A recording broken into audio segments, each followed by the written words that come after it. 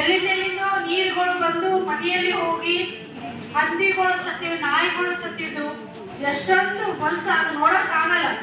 ಅಂತ ಒಂದು ಪರಿಸ್ಥಿತಿಯಲ್ಲಿ ಇವತ್ತಿಗೆ ಕೂಡ ಇನ್ನೂ ಸ್ವಚ್ಛ ಮಾಡಲಿನೇ ಇದೆ ನಮ್ಮ ಅಕ್ಕದಕ್ಕೆ. ಮತ್ತೆ ಸಾಕಷ್ಟು ಹೆಕ್ಟಾರ್ ಅಂತ ಹೇಳ್ತದೆ. ಹೆಕ್ಟಾರ್ ಅಂದ್ರೆ 2.5 ಎಕರೆ ಆಗುತ್ತೆ. 2.5 ಎಕರೆಗೆ 17,000 ರೂಪಾಯಿ ಕೊಡ್ತಾರೆ. ಯಾವ ಕಡೆ ಆಗುತ್ತೆ 17,000 ರೂಪಾಯಿ? ಸೊ ನಮ್ ಡಿಮಾಂಡ್ ಅಂದ್ರೆ ಎಕರೆಗೆ 25,000 ರೂಪಾಯಿ ಕೊಡ್ರಿ. ಹೆಕ್ಟಾರ್ ಎಲ್ಲ ನಾವು ಹೇಳ್ತಾರೆ, ಎಕರೆಗೆ 25,000 ರೂಪಾಯಿ ಕೊಟ್ರೆ ಅದು ಲಾಸ್ ಆಗಿರೋದು ಭರ್ತಿ ಆಗ್ತದ. ಸೊ ಅಂತ ನಾವು ನಮ್ಮ ಡಿಮಾಂಡ್ ಮಾಡ್ತಾ ಇದ್ದೇವೆ. ಅದ್ರ ಜೊತೆಗೆ ಏನೇನು ಲಾಸ್ ಆಗಿದೆ, ಮನೆಗಳು ಲಾಸ್ ಆಗಿದೆ, ದವಸಧಾನ್ಯಗಳು ಲಾಸ್ ಆಗಿದೆ, ಸೊ ಹಸುಗಳದ್ದು ಲಾಸ್ ಆಗಿದೆ, ಅದಕ್ಕೆಲ್ಲ ಪರಿಹಾರ ಕೊಡ್ಬೇಕು.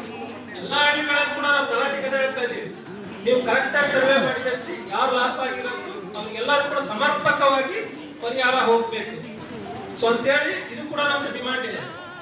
ಸೊ ಹಾಗಾಗಿ ನಾವು ಇವತ್ತಿಲ್ಲಿ ಮೀಟಿಂಗ್ ಮಾಡ್ತಾ ಇರೋದು ಹೆಚ್ಚಿನ ಸಂಖ್ಯೆಯಲ್ಲಿ. ಈ ಕಣ್ಣೀರ ಕತೆ ಕೇಳೋರು ಯಾರು? ಒಂದು ಕಡೆ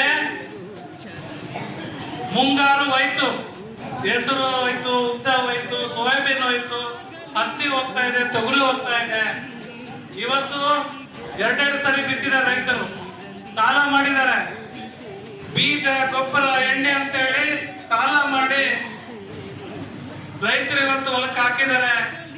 ಆದ್ರೆ ಅದು ಮುಂಗಾರು ಬೆಳೆ ಬಂತು, ಕೈಗೆ ಬಂದಿದ್ದು ಬಾಯಿಗೆ ಬರ್ಲಿಲ್ಲ.